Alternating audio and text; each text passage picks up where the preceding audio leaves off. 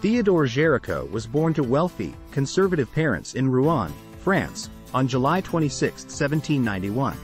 His father was a practicing lawyer, while his mother's family had a tobacco plantation. His family moved to Paris when he was around 4 years old.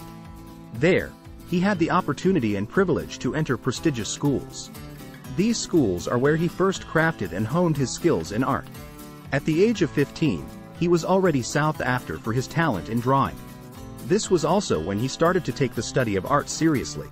Although it may seem his life was going swell, his mother died when he was only 17. His grandmother followed 4 years later.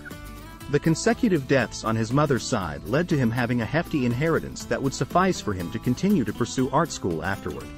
Gericault was able to train with the likes of Bouillon and Vernet.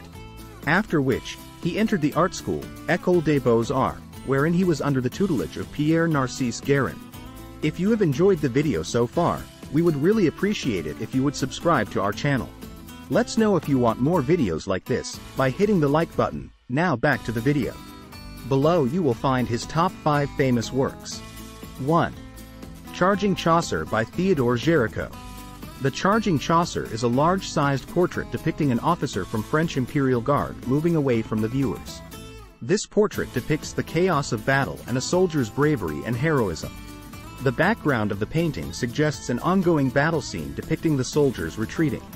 The French Imperial Guard is an actual person, Alexandre Dieudonné, a friend of Theodore Gericault. With his sword ready, he is shown to face backward as if checking if his allies are behind him. 2. Male Academy, Seated and Seen from Behind by Theodore Gericault. This piece is an early work by Theodore Gericault, painted while he was still training in the studio of the French Academy painter Pierre Narcisse Guérin.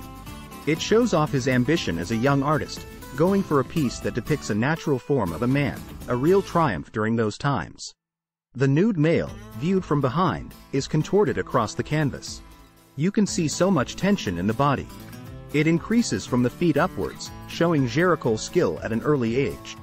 The whole composition itself is rather dark, with little whites and yellows on the flesh of the nude male. 3. Cattle Market by Theodore Gericault. In Gericault's Cattle Market, the artist depicts a scene of a cattle market in an Italian country setting. The artist uses color and perspective to set up this scene so that it appears you could step into it and be part of it yourself. Depicted in the painting are 3 scantily dressed men wrestling with cattle. It can be inferred that these cattle are wrestling for their lives, which are awaiting their slaughter. On the right side of the painting, there is one man who was able to wrestle a cow to submission with the help of what seems to be a shepherd dog. In relation to his last piece of a nude man, this piece shows his advanced skills in painting the human form in different poses to depict the physical struggle the body goes through. 4. Evening by Theodore Gericault. Gericault's Evening is a landscape painting of Italian scenery.